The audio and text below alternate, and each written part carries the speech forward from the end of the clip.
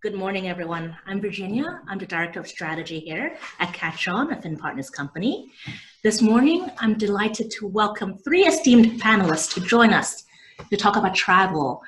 Beyond COVID, this pandemic that is really changing the way we travel, we live, and how we will be moving forward. So without further ado, I'd like to introduce our panelists. We have Ngai Heywood, Chief Operating Officer from Six Senses Hotel Resorts and Spa. Ngai joined Six Senses from his previous role as COO for Alila Hotels and Resorts, position he had held for 8 years. With over 30 years of experience within the hotel industry, he has served senior roles in groups such as Voyages Hotel and Resorts, Four Seasons, and Oman. So you see each of the panelists have a little caption next to them, so you won't get them confused. Next, we have Holger Jakobs, Vice President Sales and Marketing for Wharf Hotels. Holger leads and formulates the group's sales and marketing strategies to maximize profit revenue globally across global sales and brand and communications, partnership and loyalty, digital marketing and revenue management, and distribution.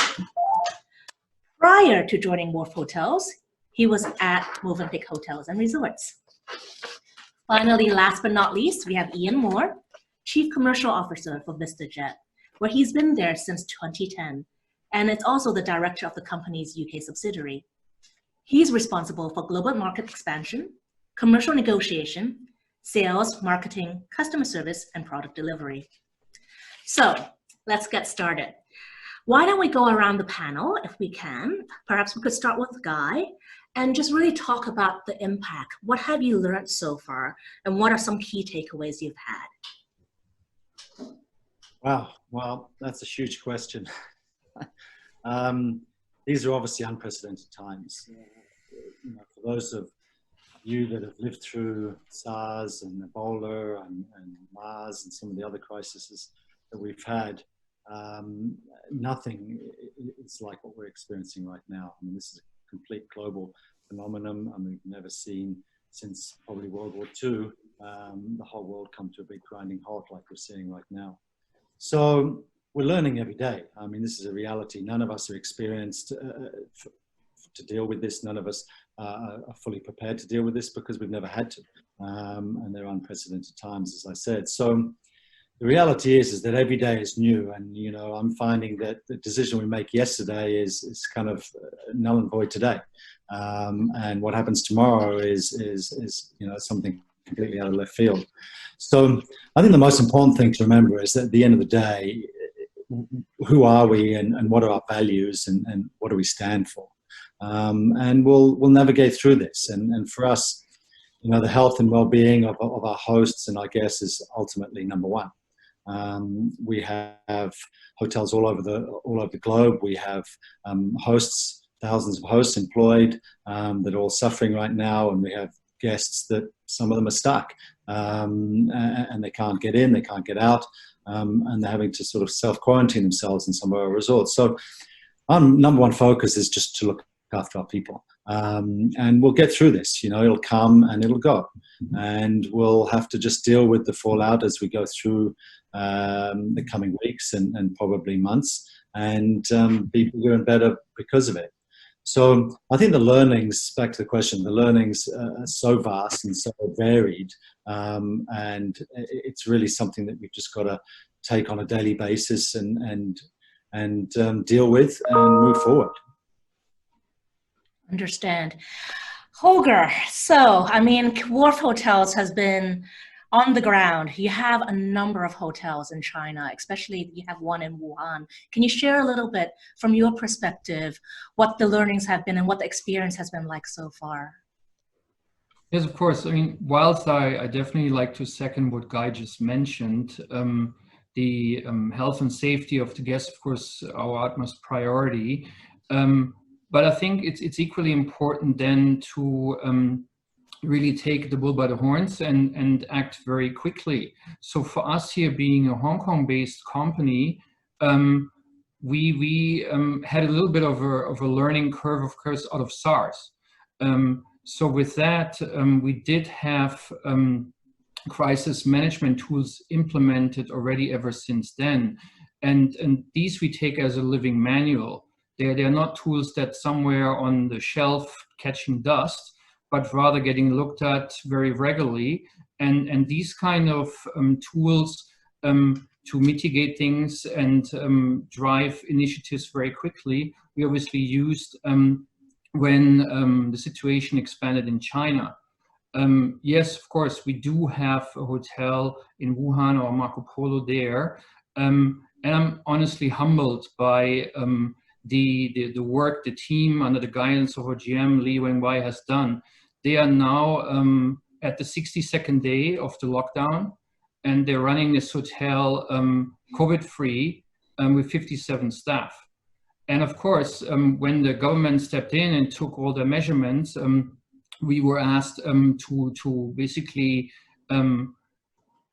host medical teams to better the well-being of the locals in Wuhan, which we proudly did. So we have actually still 300 rooms occupied in this hotel, and we're serving them 3 meals a day with this skeleton of a staff. And I think that's an incredible achievement that that shows true spirit of hospitality, really, in its true sense and root core.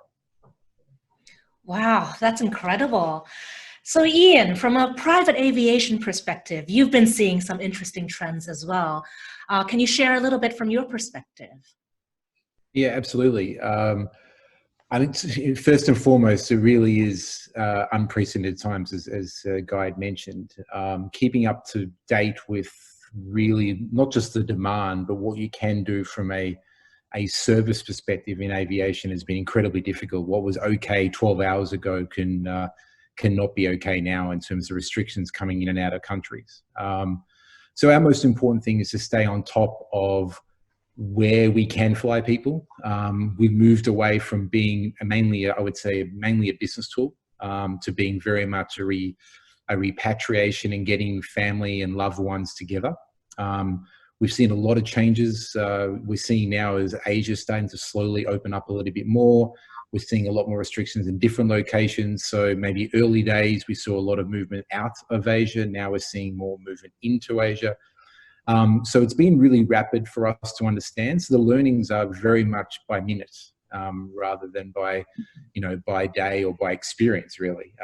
So as a group, as a company and an industry, our job is to be able to get people home and safe, to look after our crew, which has been incredibly important. We've had an amazing team that have been working, as much as they possibly can to get people home. And to make sure that they're safe as well. So we've got, a sort of a three or triangle of people to look after or things to look after. We have the aircraft itself, we have the crew, and obviously we have our passengers. And making sure we're understanding what's driving both the restrictions that are coming in place. For us to be able to go into locations, we need to make sure that everyone or every element of our business is safe. And it's been very challenging. It's been 24/7.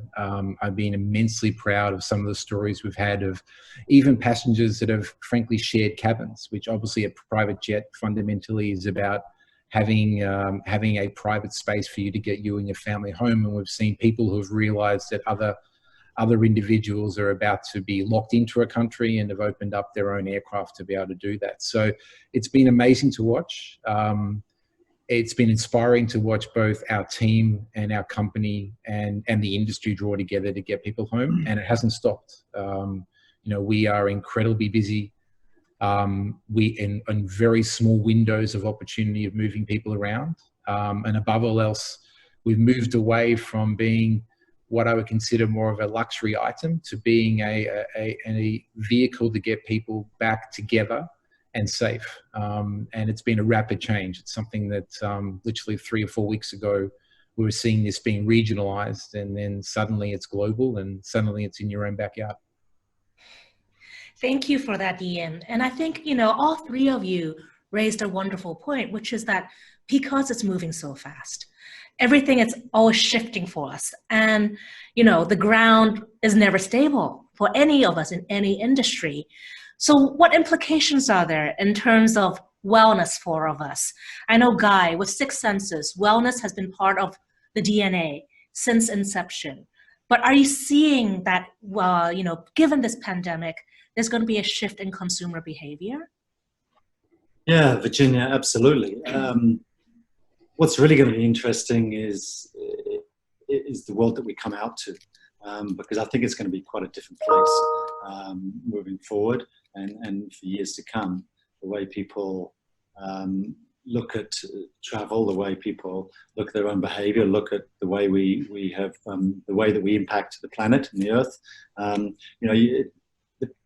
As Ian sort of alluded to, and Holger as well, but there's some beautiful stories that are coming out of this. So while it's all doom and gloom, it's quite interesting to read some of the good news and the way that communities and people are getting together and rallying around each other. And I do think that it'll be a very different world. But back to your question, Six Senses has always had wellness and sustainability as our key pillars and part of our DNA. So for us, right now, we are focusing not on trying to sell our hotels to people. I mean, that's just ridiculous, right? Nobody's traveling and thinking about it. So what we're doing is actually we're putting out Facebook Live meditation sessions. We're putting out social posts on wellness.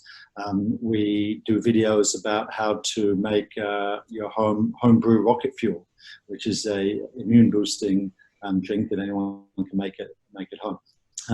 So for us, it's kind of part of it's just natural to start talking about wellness in these times. And I think that, everyone talks about illness and everyone talks about doctors and hospitals and so on, which is totally correct, but we're not in that business. So we're not qualified to talk about it, but we are in the wellness business. So we can talk about that. So, we feel that right now, we want to spread the word of love, and we want to spread the word of care and attention and look after yourself. So as I say, we're doing this daily 15-minute meditation session online on Facebook Live. We're posting about different wellness tips, how to look after yourself, how to boost your immune system, how to stay safe. And, that kind of just lends itself to our DNA anyway. So we have the people to do that. We have the ability to do that. And hopefully, the little bit of messaging will get around. And the new world that we come out to, the other end, will see people a little bit more concerned about their own wellness, a little bit more concerned about the impact that they have on the planet, a little bit more concerned about how they travel, where they travel, and what they do when they travel. Are we giving back to communities? Are we giving back to our Mother Earth, or we just always take? So it's certainly going to be an interesting time ahead. But we believe, just like after SARS, there will be a good bounce back, and people will be interested to appreciate the world and appreciate cultures and appreciate each other. And one way to do that is obviously to travel and to get out there. But at the same time, when they're doing that, to make sure that they're actually doing it sustainably. You've raised a great point. I know right now for Europe and the UK, it is, and especially the US as well, it is frightening. And you have mentioned historically within Asia, after SARS, people do want to travel. So maybe Holger, you could talk a little bit about the China market. It's been about 8 weeks for China now. And are you seeing some trends that might be able to share insight with some of our journalists, whether they are looking at it from a global perspective? What are some of the things to come? I think China, obviously, where the impact was the hardest initially, is a little bit ahead of time with, as you just mentioned, the US, UK, Europe, etc., and even some of the countries here in Asia. So we are cautiously optimistic on the figures that we are seeing in our portfolio of hotels. But it's also a big country, so it's reasonably relevant to look at it from a location point of view.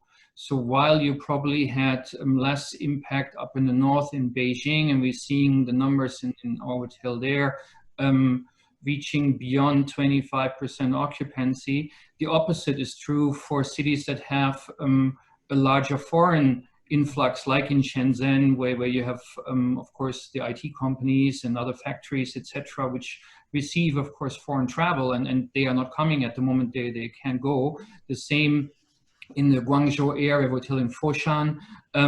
that's very similar. But then surprisingly, with now the government just announced that they're slowly clearing restrictions around the Hubei province. So we do see actually uptick of business in our hotels in the closer vicinity, like for example in Changsha, or not so far away in Chongqing, where we have two Nicolos. So that's actually very encouraging. And I think since we have Ian here from the flight and airline industry, lately figures of search as a parameter and guidance point for flight have actually ticked up quite a bit. So we're back to about 50% of where we were in January, while in February this was only in the 30% range. Bookings, of course, have only come through maybe a 30% range, but if you see it as a whole, I think these are all interesting, positive signs that gives us confidence that domestic travel in China is returning. And I think if there's anything true for the Chinese, they're very curious people. They love to explore their own country. And yes, while non-essential business travel is probably coming back first, they will certainly use times when they get days off again to do their leisure travel as well. So in May we have the Labor Day holidays coming up. So we're looking forward to get some more parameters there to see are we making further progress in this.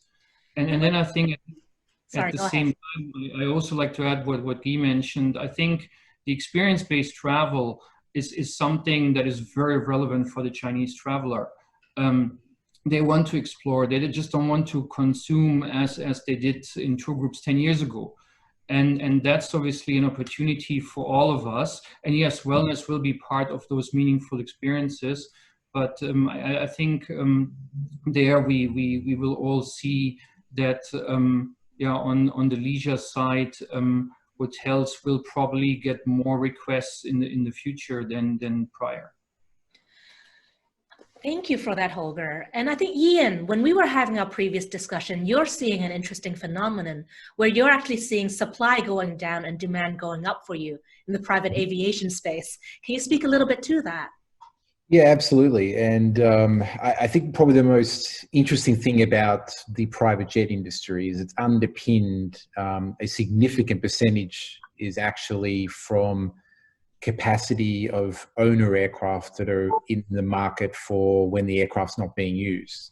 So that underpins a lot of the business itself. So a lot of the owner aircraft are no longer being put on the charter market, for example. Let's just say it's almost like you consider it maybe an Airbnb environment where you're making your home available when you're not using it. And that's a big percentage of what makes up at least a large regional element of supply in the charter market. A lot of the owners of those aircraft now are taking those aircraft back because they want to keep them for themselves, and for good reason. They've put a large amount of money into those assets, and they like to have them either close to them or at least control who's on them, and mainly keeping it to family or friends or business partners and so forth. So we've seen a demand shock. I think it makes rational sense that now with commercial airlines grounding their fleet and being severely restricted by people wanting to fly in a shared cabin, it makes sense that there's a big push towards flying privately. But at the same time, and instantaneously, we're seeing a drop in the supply of aircraft being in the marketplace. So really owned fleet. And we're one of the only operators, in fact, really the true only global operator that own their own fleet around the world. And we're seeing an increase in wanting to know who owned the aircraft, what's done to maintain the sanitization of the aircraft in itself. What is the company's procedures about it? What is the shareholders of the company? What do they believe in as a company and as a service? And it's really probably put a major push on what supply and demand are crossing over right about now. And obviously the big push in in the demand side, obviously, as I mentioned earlier, is the commercial airline restrictions. And that's being further challenged by restrictions between countries now. So we're seeing an amazing 3D chessboard, frankly, of watching how to keep up to date with, what aircraft are available, who wants to fly them, what was available yesterday is no longer available today in terms of supply. And then you have to go to authorities and see whether or not just whether or not the crew can get in, whether or not the passengers can get in, and whether or not every single one of the passengers on board the aircraft can get in, because obviously certain countries are limiting that it has to be a passport holder or a permanent resident or whatever. So we're seeing a really moving target in so many ways, and it's keeping everyone busy. We're a 24/7 operation, and if you're in private jets, you're that anyway, just because your clients never seem to sleep. And keeping up to date with their requirements and everyone else's requirements to make sure the world stays safe has been probably our biggest challenge. And actually, I've just gotten a question from a journalist she says she's asking, we see multiple offers from airlines for cancelable, no charge, for endless amendments to schedule. Is that sending out that data unrealistic right now for potential travel patterns? Do you have any comment on that? Well, we are seeing more of a booking curve that's 72 hours or 96 hours out right about now. And that kind of makes a lot more sense. The thing about a private jet is obviously there's a big opportunity cost to cancel. Cancelling one seat on a Dreamliner is completely different than cancelling an entire flight of an aircraft.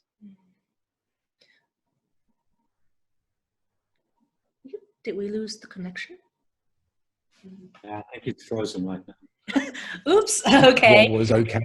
Not Ian, okay before. Excuse me, sorry, we lost you. You froze for a little bit. Okay, so we heard up to about 72 hours booking time. Do you mind recapping from there onwards? Yeah, sorry about that. I'm in New York, so I'm hoping late at night I thought I would have been okay. Yeah, so really the booking curve for us is about 72 to 96 hours out. So there's not many situations where people are cancelling or booking well in advance, and we're not really incentivizing people to do so. As I said, I'm not sure if I was able to say it earlier, but we are cancelling an entire flight is completely different than cancelling one seat on a Dreamliner, for example. So it really makes a difference. Once a person commits to a private flight, there is significant cancellation terms because of the opportunity cost of not selling that entire aircraft. So the dynamics and the economics of private jets is significantly different than the commercial airlines. But we have to be flexible with the customers as well. As long as we can ensure that we are able to maintain their custom over time, we're not expecting anyone to overly commit. But at the same time, we need to make sure that we're in constant dialogue. We have two different types of clientele. We have our committed customers, which means we're committed to them. So we have to have an aircraft available to them with as little as 24 hours notice. So we need to keep them informed as to what we can do. And then we have any spare capacity that's going into what we consider to be the charter market. And that charter market, what we call on demand, is a sort of as is spot market transaction. And that's usually going to be done now 3 to 4 days out maximum. So it's a real shifting time frame, but private jets are a little bit different than commercial. Thank you for that, Ian. I'd just like to remind our attendees that there is a question and answer panel. So if you do have questions, please do feel free to type in there and I will be able to ask on your behalf. I would request that you mention which publication you're from so that I will be able to brief our panelists accordingly. Okay, so moving on to the next question. Guy, you mentioned that there is an increase for wellness, and given that Sixth Senses has been a leader in the wellness space, I know that you mentioned a little bit about the science behind holistic wellness previously. Would you be able to just share a little bit? Because for us, I think on the consumer side, a lot of times we're still thinking of wellness as yoga, retreats, and then we think of sick care, which is the scary aspect of the pandemic we're in. But what is it about the holistic wellness that we as consumers should be aware about? That's a good question, Virginia, and something that we try to emphasize over and over again, because I think maybe, I don't know, 10 years ago certainly, but maybe even more recently, 5 years ago, people used to think of wellness as a spa. You had a spa and you'd go and get some treatments and that was sort of wellness. But there's so much more to wellness than that, and something that we're certainly very adamantly talking about is the holistic wellness. So sleep sleep is really the #1 thing to look out for. If you get a good night's sleep, then all sorts of things are so much better for you.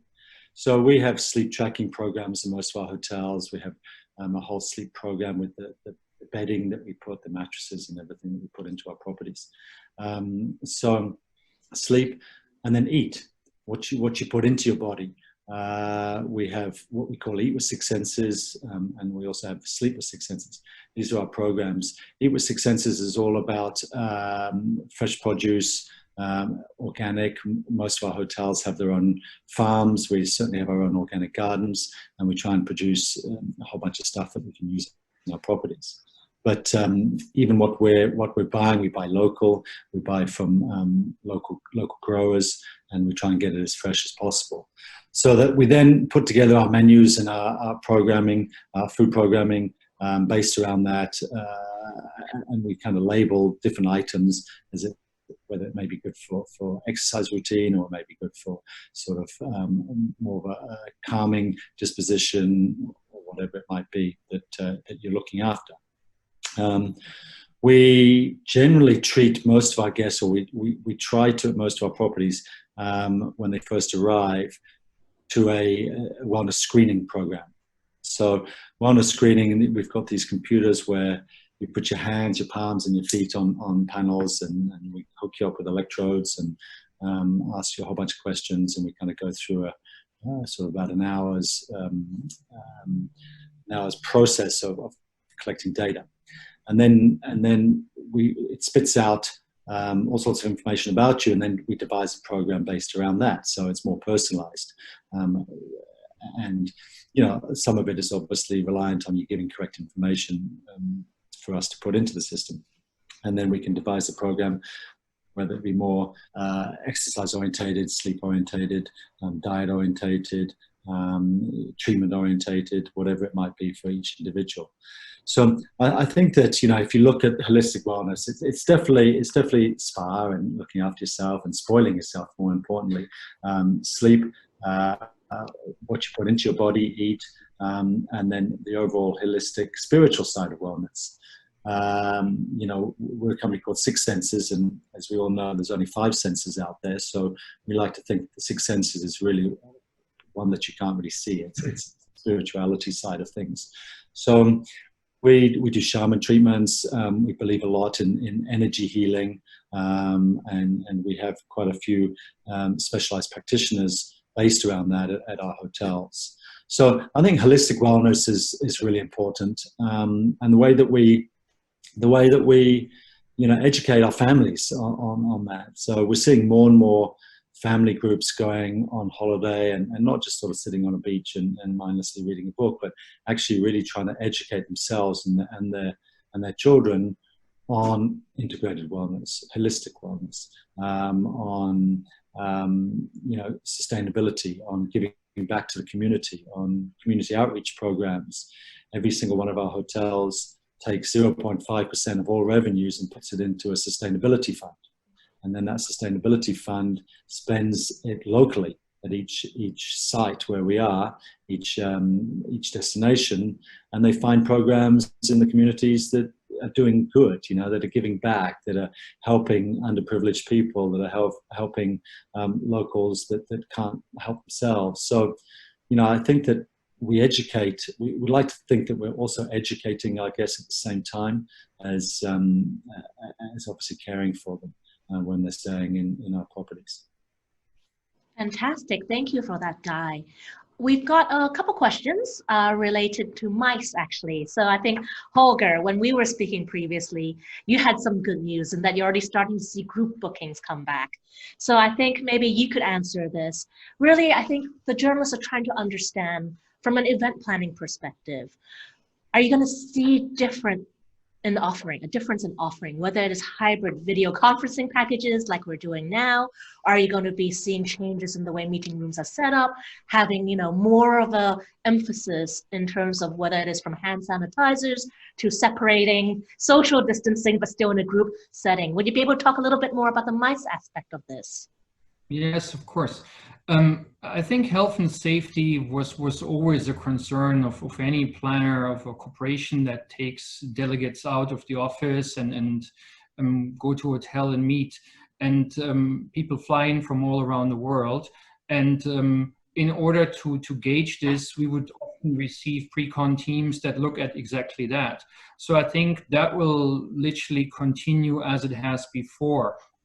I would probably think that companies add in aspects where they're looking a bit more at using maybe alfresco areas initially. So at the moment we see that also at the hotels themselves, that people prefer to dine on a terrace or in a cafe-like environment where spacing is not as tight. So that I could see happening. But I think what's really relevant, and you mentioned that, is that people do have the confidence already today to look at booking meetings and conferences. So we actually have seen requests coming through for our hotels in China, in Chongqing, in Changsha, in Xiamen, across the whole of March. And what I find really admirable, we do have an international company that has already given us 3 bookings for Marco Polo Wuhan for August and October. So I think that's exactly what we would look for to support these hotels, our hotel, but also all the other hotels in the city, and not stigmatize the community there, but rather see the efforts that were done, the sacrifice the people have made to really be now the epicenter of health, right? And let's call it that way as well. So I think there the industry again is staying close together, and it's also helping to move forward. Will there be components of video conferencing?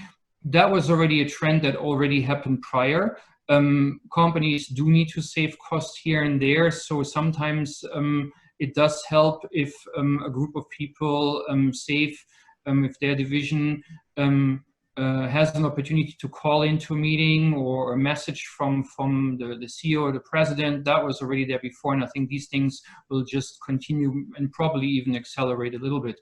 But I think what's also not to be forgotten is, and I think Guy mentioned it at the very beginning, it is also a time that kind of taught us to reconnect with people. How many times do we speak with people over the phone? How many times did we really ask, how are you? And how are you doing? That really has accelerated in probably figures that you can't even measure. So with this in mind, yes, it's still important to get together and talk. Of course, when it becomes to MICE, it's usually business, but there are, of course, also networking sessions, and we should not brush this aside because of what has just happened and is still ongoing around the world. Great, thank you so much, Holger. So Ian, we've got a question for you. Again, you're in the private aviation space, so you're dealing with a lot of high net worth individuals, if not ultra high net worth individuals. But we're also seeing from a commercial aviation perspective, they're in trouble. So there's a lot of price gouging that's going on. For example, you know, in Hong Kong, before, to get a ticket from London to Hong Kong before the pandemic hit was regular pricing. And then as soon as everyone's now coming back to Hong Kong, single tickets, single returns are being extremely high in pricing. So how do you think the aviation industry, as an expert in there, should be adjusting themselves to this pandemic? Sure, it's a really good question, and it's a difficult one because I think people see that as price gouging, but you need to look at an industry that has incredibly high fixed costs. You know, one of the reasons why commercial airlines are challenged now is because even if they don't fly, you know, their biggest cost is the aircraft that are sitting on the ground.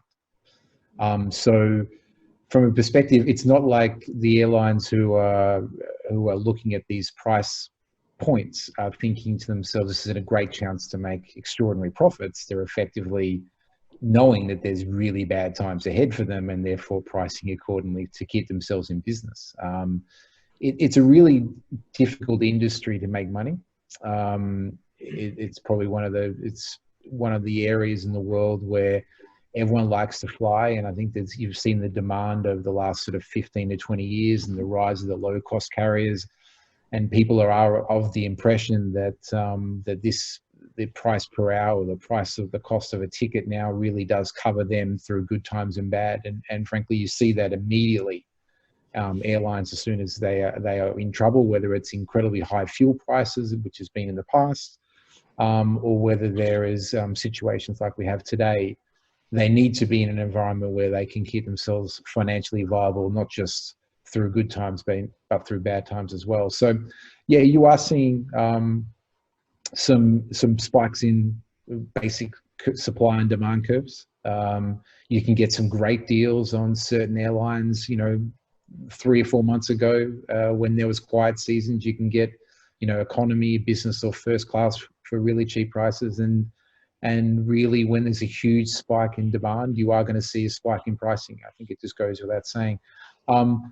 I think the reaction of the consumer is obviously an emotional one, which is, okay, it's price gouging. But, when you look at the economics of aviation, and over the course of, what's going to be a very, very difficult couple of months for all commercial airlines around the world, and a lot of them are starting to look for bailouts from governments already, you can see that those prices are just what it costs to operate a fleet, not just for that day or that flight, but actually over a 12-month period. So I can understand it from a consumer perspective. I fly a lot. Well, I used to fly a lot commercially. I'm not flying now, but when we open up again, I'll be flying commercial again. So I'm a consumer, and also obviously from a industry perspective, I'm protective of it. But at the same time, and the understanding from the actual operator's perspective, it's very difficult to make the economics work if you don't have up and down pricing. It's a very competitive industry to be in, and you need to have a little bit of room when things go bad, and that's why you're finding a lot of commercial airlines now are struggling. Thank you for that, Ian. I know you've mentioned, we're all aware that the travel industry is struggling. And I think from some of our journalists, there's a journalist, she's a freelancer that writes for CNN Travel, Forbes Travel Guide, and the like. And she's interested in knowing, how are businesses pivoting? Are you launching new products during this downtime? What are you doing with your staff? Perhaps can we start with Ngai to speak about it first, and then Holger, you can take on with that as well. Yeah, that's a good question. It is a pivotal time, and we certainly are not launching new products right now. We have our very robust pipeline, and we're continuing to work very hard on that pipeline, because this is cyclical, right? It's going to come and it's going to go, and in a few months we'll sort of be back to full steam ahead, and investors will want to continue their projects and so on. So the pipeline for us is very, very strong and has been for a while. So that's good. With our existing portfolio and our existing thousands of hosts all over the world, it's a really sad time. We're a management company. We don't own our assets. We manage them on behalf of our owners. And every owner in every country is different, and every owner has different abilities to ride out this storm.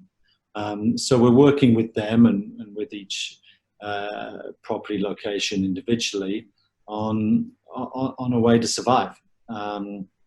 We do have some hotels that are closed right now. We've got some that are still operating with obviously minimal occupancies, but still operating. But more importantly, as I said right in the beginning, our number one objective through all of this is to take care and look after the health and well-being of our hosts and our guests. So that being said, that is not only their physical well-being, it's also their financial and their ability to survive. Everybody has their own obligations with regards to living and supporting families and loved ones and paying rent or mortgages or whatever it might be. So, our number one objective is to try to keep everybody employed. If it means a little bit of a cut in the short run to achieve that, then that's what we have to do, maybe property by property, in conjunction with our owners, and most importantly, in following the laws of the land of that particular location. and every country has different rules and regulations around this. So that's our objective. Our objective is to enable thousands of hosts to stay employed.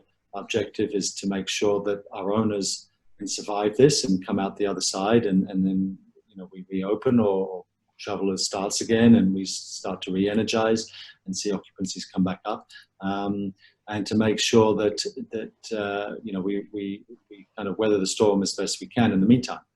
The pipeline, as I said, is strong, is positive. So the long run viability of the tourism industry, and certainly of our brand, is still very, very good. People will travel, hotels will continue to thrive as they were. 2019 was generally a great year, and 2020 will go down in the history books for being what it's going to be. And let's see exactly what extent that is. But the positive news is, as Holger's mentioned, coming out of China, we do have one hotel in China. We've got a couple under construction in China. Is positive, and it's only been a couple of months. So if we can, maybe China handled it a little bit different to the rest of the world. So maybe the rest of the world will take a little bit longer time to fully recover, like China is. But the reality is that it is cyclical, and we will get over this, and we will see a bounce back. And that's what we've got to focus on, and that's what we've got to remind everybody. And we've got to be ready for that. And we've got to enhance our product and our service and our offering in the meantime to enable us to deal with that when it comes. Also, in the meantime, we are looking at ways to do online training for our hosts, to keep them activated, to keep them motivated. We are even working with some of our NGOs that we work with through our sustainability funding to do online training program for our guests, children's and our guests themselves, because everybody's stuck at home.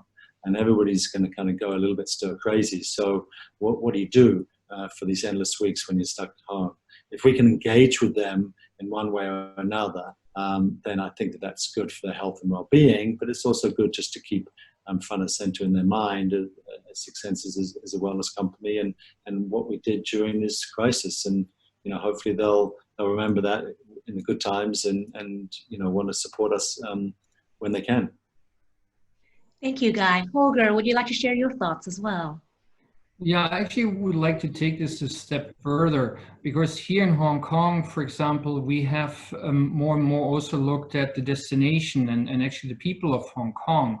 And already since last year, the heritage brands in the hospitality space have joined hands to look at a recovery plan. So you have the CEOs and the presidents of companies like Mandarin Oriental, Wharf, of course, Peninsula, Shangri-La, Swire, Rosewood, and also Cathay Pacific joining hands and sitting together, which is also unprecedented, that we talking about an overall matter at hand, and looking at the health and wellness of the people here in Hong Kong, the visitors that come in, how do we rebuild capabilities in the tourism sector, and then how can we be more ready when obviously the business returns. And these conversations have actually led to invitations of a representative to two task forces. So there's a task force of the Hong Kong Tourism Board,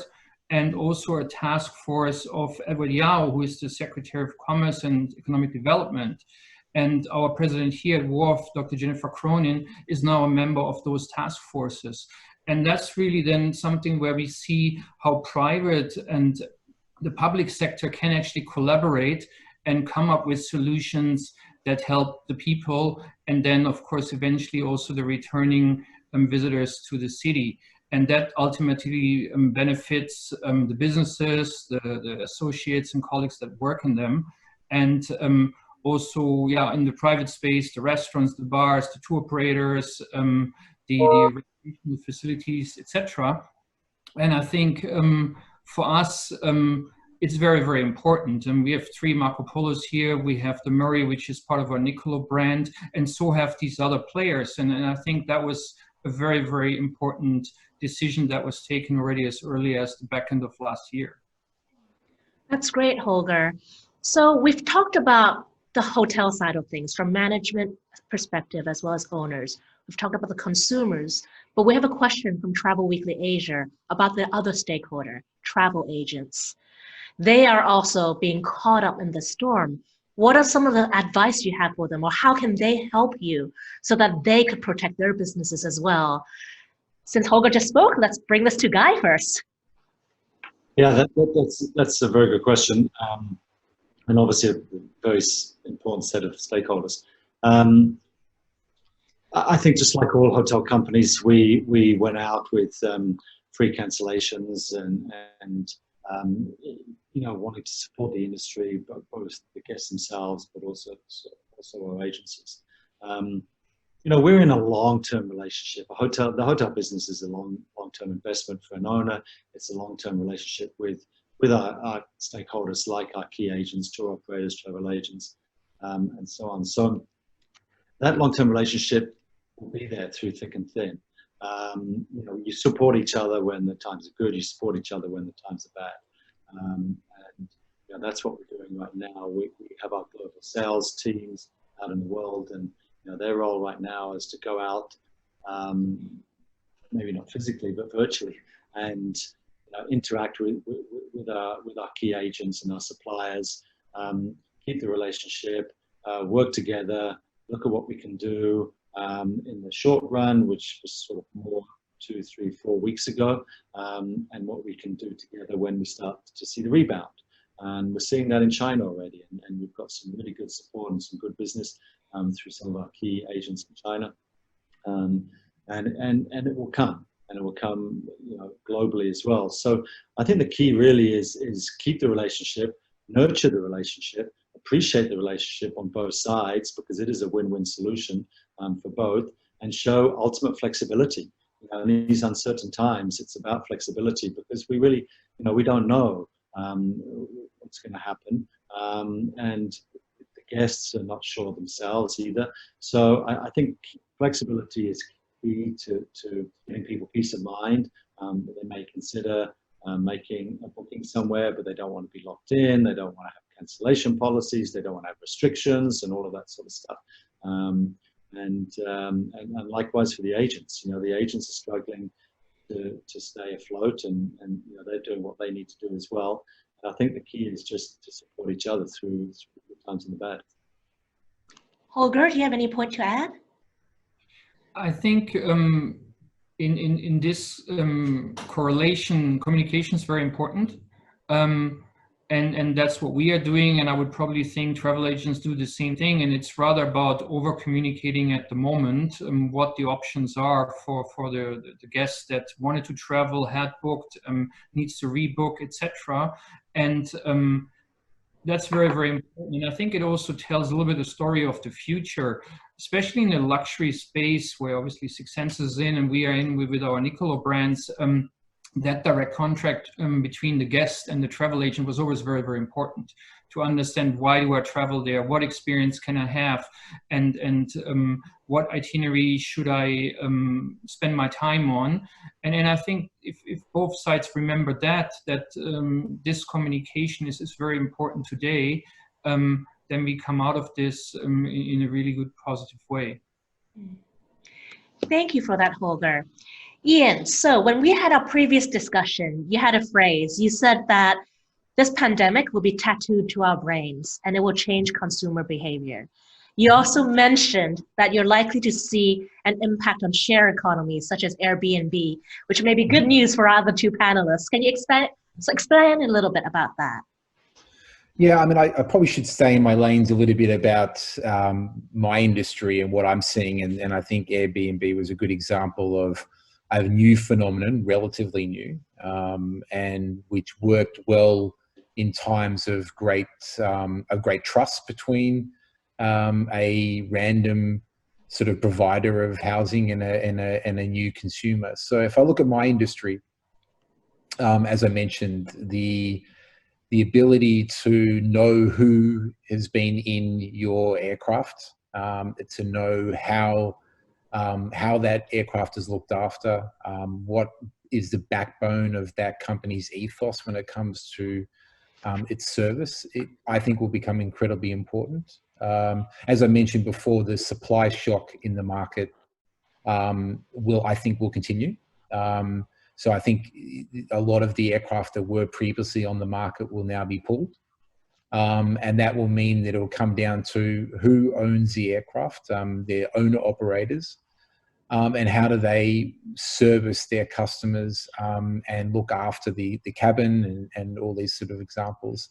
The shared services industries in general will pivot and they will adjust.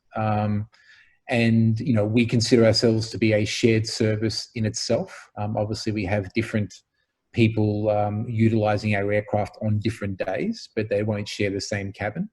So it's really going to come down to how much people trust, you know, what's happening between the shared asset. If I look at Uber now, before New York shut down, when you got in an Uber cab or car, you saw some real changes in the way the drivers are obviously concerned for their own safety. So they had a heavily sanitized car, and they were acting in a completely different way, which I'm sure will continue. So that gave you great comfort that when you got in that car, that they were worried about themselves and you, and it sort of gave you a mutual benefit of ensuring of each other's safety. And I think on the industry for private jets, it's really going to pivot towards what do I know about that company, what do I know about that aircraft, and what do I know about the history of what those companies and have as a ethos, and what have they proven over these times. You know, I think private jets again is a very unique space because of just how much capacity was put in the market with just 1 or 2 flights per month for someone else's aircraft.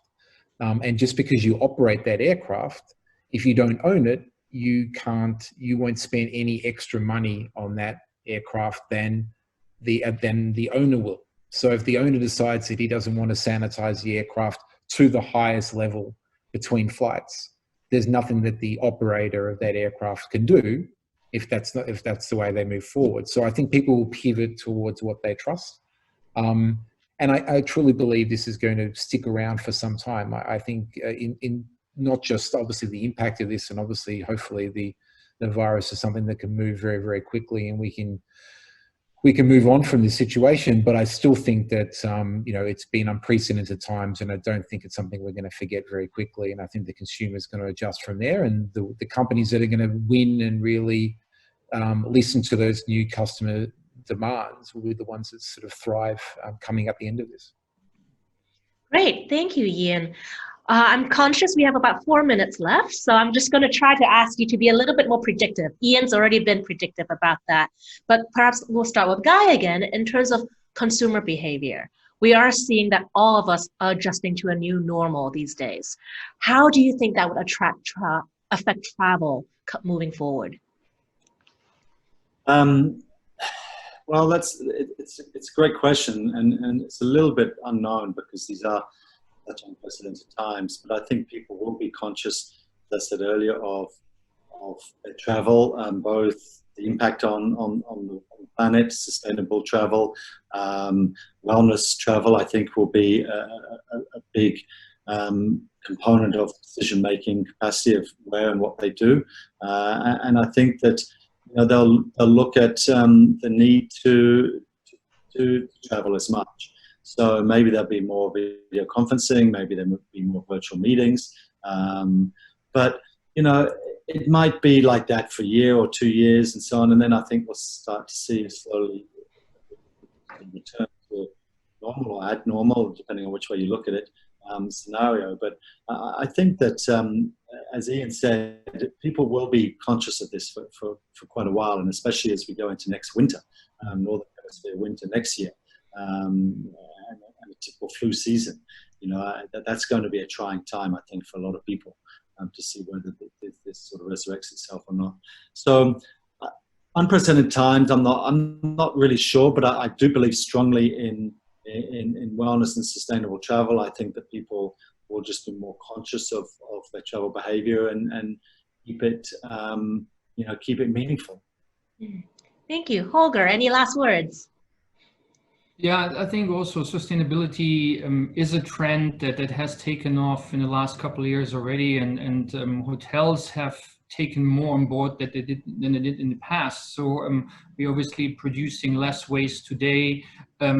We have refillable containers nowadays in bathrooms, which was a big no-no 10 years ago. We're looking at how do we present water in the rooms or at conferences. And I think that will become more and more important going forward. How will the recovery be? Overall, of course, nobody knows, including myself. But it's good that there are positive signs out there. And it started all in China in a certain extent today already, and it will happen in other countries as well. And I think we need to applaud our associates and colleagues who are basically handling all of that day by day, 24/7. They have really put the highest sacrifice into place. And I think guests that know these people, that have stayed in hotels, they will even more so come back and say thank you to them for helping them with their stays, with their service inquiries and requirements. And I think that will put us together in a really positive space today and obviously in the next few months, and then certainly into next year. Well, it sounds like, in summary, humans are resilient creatures with a desire for travel. So that's some good news during these scary times. I'd like to thank each of you, Ngai Heywood, COO from Six Senses, Holger Jakobs, VP of Sales and Marketing from Wharf Hotels, and Ian Moore, CCO of VistaJet. Thank you so much for your time. Thank you also everyone who has joined our session. Just so that you know, if you do have follow-up questions for our panelists, please feel free to email our team at CatchOn. You should all have my email address as well. Just in terms of future planning, we'll be having a couple other webinars coming up. Next week, we'll be doing a session on health and immunity, workplace wellness, and how to cope with all of us doing social distancing, as well as we're also turning the tables on travel editors. So the following week, we'll want to ask travel editors their thoughts. So if you're interested in being a panel, again, please reach out to us. Thank you so much, everyone. Take care.